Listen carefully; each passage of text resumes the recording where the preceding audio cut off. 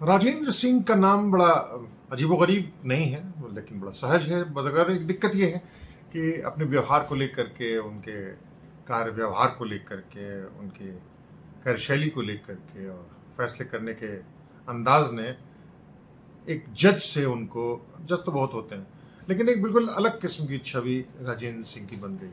राजेंद्र जी की मुझे बताइए कि ये तो बंधे हुए गधे की तरीके से है जुडिशरी के वकीलों के मामले में।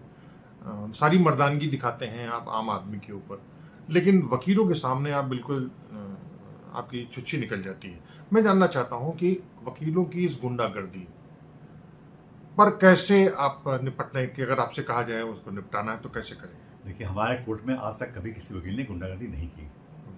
हमसे कभी किसी ने ऐसा व्यवहार नहीं किया है, वहाँ से लेकर अंतिम समय तक। अगर हम सॉफ्ट स्पोकन हैं कोर्ट में अपने और ढंग से बात कर रहे हैं, तो वकील कभी भी आपसे भिड़ेंगे नहीं। अशोक पांडे को जेल भेजने की कोशिश की। सतीश चंद्र मिश्रा ने उनके जस्टिस संगीता चंद्रा के साथ बहुत जितनी अधिकतम हो सकता है उसको शब्द के तौर पर बहुत बदतमीजी की। उस पर कहा गया कि साहब इन्होंने नोटिस भी दी हाई कोर्ट को, चीफ जस्टिस को, कि मानहानि की जाए, लेकिन उन्होंने बिल्कुल कोई कार्रवाई नहीं की और कार्रवाई हो रही छोटे छोटे वकीलों को लेकर के हो रहा है। ऐसी स्थिति में आप संभावनाएं देखते हैं कि वकीलों को सुधारा जा सकता है? वकीलों को सुधारने के लिए तो फिर आप उनके साथ मिल बैठ के आपसी संवाद से हो सकता है, कड़ाई से तो हो ही सकता है। बड़ी कड़ाई से कभी किसी का भला नहीं होता है। अगर आप सब बैठेंगे, उनको मौका देंगे, अगर ऐसा आपको लगता है कि भाई हाँ कोई वकील जो इस तरह से बोलता है, आप बुलाइए चैम्बर में, प्यार से बात कीजिए। समझते हैं, मैंने वहाँ भी देखा, मैंने यहाँ भी देखा। तो संध्या क्या क्यों नहीं हो पाया? संध्या श्रीवास्तव थी वो, उनसे वकील साहब क्यों चिढ़े हुए थे? अगर कोई सख्त होता है और इच्छा पूरी नहीं होती है तो अंदर से वकीलों को कोफ्त होती, चिढ़ते भी हैं। हमसे भी चिढ़े ना, यही कारण था जब मैंने बेल खारिज किया, वरना बेल तो खारिज होती है, लेकिन नहीं, खारिज होने के बाद मेरे खिलाफ पूरे लाम बंद हो गए, इकट्ठा हो गए। ये तो होता नहीं कि जो वकील आपको दिखाई पड़ते हैं कोर्ट में, चाहे लोअर में हो, कोर्ट में हो, चाहे बाजार में, तहसील में हो, कितने फीसदी वास्तव में प्रैक्टिसिंग लायर होते हैं? अब ये बताना मुश्किल है कि हाँ, इसकी जांच भी एक बार होने की संभावना हुई थी डिस्ट्रिक्ट कोर्ट में। जस्टिस उमानाथ सिंह साहब ने शुरुआत की थी, वो तो सीबीआई फिर वो फाइलों में दब के रह गई, कहाँ चली गई मालूम नहीं। उसमें उन्होंने किया था ये काम और अच्छा काम कर रहे थे, लेकिन अचानक एक दिन उनका ट्रांसफर हो गया यहाँ से इलाहाबाद और वो फाइल दब गई। और अब मुमकिन नहीं है? अब मुमकिन नहीं है। ये नहीं, हम लोग इसी अभिशप्त इस माहौल में अभिशप्त हो चुके हैं हम लोग। कोई और हर जगह, केवल दूसरी बात मत करिए आप, प्रशासन में आइए, आप पुलिस में आइए, जहां भी आप जाएंगे वहां पे आपका काम ही नहीं होगा। अच्छा, ये कहा जाता है जो जुडिशियल मजिस्ट्रेट्स हैं या जजेस हैं, वो पेशकार से जो पैसा रेट वेट लेने का जो पैसा होता है, उसमें जजों के घर में सब्जी खाना वाना नहीं, ये गलत है। ये तो मिथक एकदम गलत है, ये फैलाया हुआ लोगों का है। कोई मजिस्ट्रेट कभी भी अपने पेशकार से अपने हिसाब से पैसा नहीं लेता है और न पेशकार के घर खर्च चलाते हैं। ये कहा जाता है कि जुडिशियल मजिस्ट्रेट अपने थाने से उसका, नहीं, ये भी गलत है। थाने से कभी नहीं लेगा पैसा, मजिस्ट्रेट क्यों लेगा? तो ये सब पीसीएस जितने अफसर होते हैं वो लोग तो जबरदस्त घूसखोरी करते हैं, तो ये जुडिशियल मजिस्ट्रेट क्यों नहीं करता? अब ये तो आप पूछिए क्यों नहीं करते हैं, ये हम नहीं बता पाएंगे, क्योंकि उनको देखिए, आप कोर्ट जाते हैं तो आप देखेंगे सामने, आपके सामने कम से कम 1.5-2 फीट ऊंचाई पर जज बैठा हुआ है, मजिस्ट्रेट बैठा हुआ है। मतलब कि उसका स्थान आम पब्लिक के स्थान से लगभग 2 फीट ऊपर है। ऊपर कौन बैठता है? या तो ऊपर ईश्वर होता है या जज होता है। तो वो जज कभी भी ईश्वर के स्थान पर बैठकर इस तरह की बातें नहीं करेगा, न कोई हरकत करेगा। हम ये नहीं कहते 100% लोग ईमानदार हैं, जो नहीं होते उनकी जांच होती है, कार्रवाई होती है, निकाले जाते हैं। रिटायरमेंट के बाद आप ट्रिब्यूनल में चले गए थे। हाँ, ग्रीन ट्रिब्यूनल में भी गए, फिर रिवर्स में। ये कितने 2-4-6 महीने आपको फिर वहां बंद कर, लगभग 1 साल रहे हैं वहां पे। बंद इसलिए किया गया कि डीपी सिंह उसके, हाँ, जस्टिस डीपी सिंह। तो कैसे आपको, मतलब आपका काम नाम बहुत ज्यादा था, सरकार ने निकाल बंद कर दिया? नहीं, 11 महीने में हम लोगों ने पूरे उत्तर प्रदेश का दौरा किया। उसके बाद कम से कम 125 रिपोर्टें हम लोग की गई हैं NCDRC, मतलब नेशनल, वहाँ पे उस पर एक्शन भी हुए हैं। तो उसमें कई जैसे LDA है, नगर निगम के खिलाफ भी हम लोगों ने फाइन इम्पोज किया है। लखनऊ में हम लोगों ने खुद जांच किया था, सारा हॉस्पिटल, इस पर फाइन लगा। District hospital, Mayo hospital, Saint Joseph hospital, हर जगह जांच किया गया। और जिन्होंने एनवायरमेंटल लॉ का उल्लंघन किया है या सॉलिड वेस्ट मैनेजमेंट का उल्लंघन किया या बायोलॉजिकल वेस्ट मैनेजमेंट का उल्लंघन किया है, उन पर फाइन लगाया गया। तो ये कहा गया साहब ये कमेटी तो सरकार पे ही फाइन लगा रही है।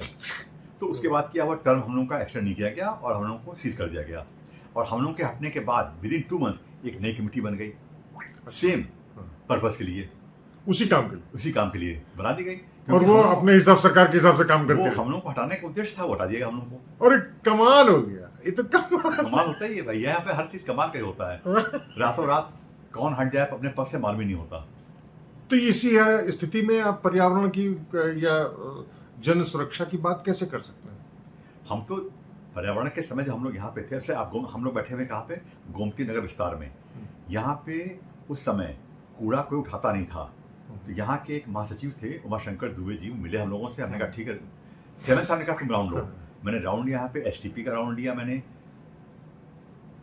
शहर का यहाँ का पूरा विस्तार का राउंड लिया, जहाँ जहाँ कूड़ा पड़ा था उसकी फोटो खींची गई, रिपोर्ट सबमिट की गई, नगर निगम और प्राधिकरण को बुलाया गया।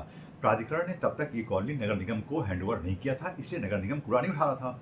उसके बाद जब कड़ाई की गई तब फिर दोनों में कॉन्टैक्ट हुआ और नगर निगम ने यहाँ से कूड़ा उठाना शुरू किया। तो ये काम बहुत दिक्कत वाली होती है। मैं आपसे जानना चाहता हूँ कि आप LLB करने के बाद, इलाहाबाद की आपने LLB की, उसके बाद फिर PCSJ में आ गए और अपनी छीछा लेदर कर दी पूरे जीवन में। आप उस वकील होकर के क्या ज़्यादा सफल हो पाते हैं या इसी में? नहीं, हम वकील बन नहीं पाते क्योंकि हमसे झूठ नहीं बोला जाता, और दिक्कत थी। तो आप ये कहना चाहते हैं जो वकील झूठे बोलते हैं? मैं झूठ नहीं बोल सकता हूँ, ये मेरी कमी है। इसीलिए मैंने जब रिटायरमेंट हुआ मेरा जुडिशरी से, तो मैंने अपने को एडवोकेट रजिस्ट्रेशन अपना रिन्यू कराया। पैसा काफ़ी हज़ारों रुपये लगे, 15,000 रुपये लगे। ये हुआ जाओ हाई कोर्ट, मैंने कहा नहीं हम प्रैक्टिस नहीं कर पाएंगे। तो सबसे बड़े सच्चे आपने? नहीं, हम सबसे झूठे हैं, बाकी दुनिया सच्ची है। इसलिए हम एक आरोप आपके ऊपर लगा था जब लखनऊ में थे आप, ये कहा था कि आपने CCTV के कैमरे चेंज करा दिए। कहाँ पे? हाई कोर्ट के। सवाल ही नहीं उठता है। अच्छा, सवाल ही नहीं उठता है। तो सिक्योरिटी काउंसिल के चेयरमैन हाईकोर्ट जज होते हैं। जुडिशरी में सबसे अच्छा दिल्ली से लेकर के और मजिस्ट्रेट के बीच में कौन सबसे अच्छा प्रभावित करने वाला व्यक्ति आपको मिला? DP सिंह को छोड़ दीजिएगा, DP सिंह को छोड़ दीजिएगा। नहीं, उनको छोड़ दिया। हम अपनी जुडिशरी बात करते हैं। हाँ। हमारे जुडिशरी में हमको 2 लोग मिले। हाँ। एक तो मिले हमको हमारे मेंटोर कहिए या बॉस कहिए, AK बोस साहब मिले, आलोक कुमार बोस साहब। तो अद्भुत व्यक्ति हैं। अद्भुत व्यक्ति हैं। उनका पहली मुलाकात हमारे बाराबंकी में मेरे CM बने थे। दूसरे में जानता हूँ दिव्य दीक्षित जी, में मुझे पिता तुल्य के तौर में बड़े भाई। नहीं, वो हाईकोर्ट जज की बात कर रहा हूँ, मैं अपनी बात कर रहा हूँ। दूसरे थे लोअर में अशोक कुमार ओसी साहब। अच्छा, ये लेक्चर रहे थे गोरखपुर यूनिवर्सिटी में। इनका हिंदी इंग्लिश में अच्छा कमांड था और इन्होंने JTRI में लेक्चर भी रहे, बहुत सालों तक रहे। बहुत अच्छी जानकारी इनको है। ये 2 लोग हमारे सर्विस के एकदम से रत्न हैं, जिनका असर मेरे को पड़ा है। और हाई कोर्ट, सुप्रीम कोर्ट में? ठीक है, हाई कोर्ट में जस्टिस DY चंद्रचूड़ बहुत शार्प बुद्धि के थे, कुशाग्र थे, तुरंत समझ जाते थे क्या मामला है क्या नहीं है। और उसके बाद जस्टिस AP शाही साहब। हाँ, AP शाही जी उनका दिमाग बहुत तेज है, बहुत तेज आदमी थे। साथ मैंने काम किया है, मिला उनसे बहुत। हाँ, देखा मैंने। मतलब इन 2 लोगों का तुलना मैं नहीं कर सकता उन लोगों से। लेकिन लोग वकील कहते हैं कि साहब राजेंद्र सिंह जो है चंचूड़ को तेल लगाते थे। सवाल ही उठता है। अच्छा। जस्टिस चंचूड़ आदमी, उनको उनके पास हिम्मत नहीं होती लोगों को फटने की। तो जब हाईकोर्ट बन रहा था तो वो यहाँ पर आपने उनके ब्यूटिफिकेशन का काम क्यों हस्तक्षेप किया? ब्यूटिफिकेशन हस्तक्षेप किया नहीं मैंने। अच्छा, उस वक्त काम चल रहा था, केवल काम हम देख रहे थे। हमको लाया इसलिए गया था कि पुराने हाई कोर्ट से नई हाई कोर्ट में शिफ्टिंग करवा लोगे। और ये चैलेंज मुझे मिला था 1 महीने में कराने के लिए, जो हम लोगों ने पूरा किया। 1 महीने में पुराने हाई कोर्ट से नए हाई कोर्ट शिफ्ट कराया। ये अपने आप में एक इतिहास है।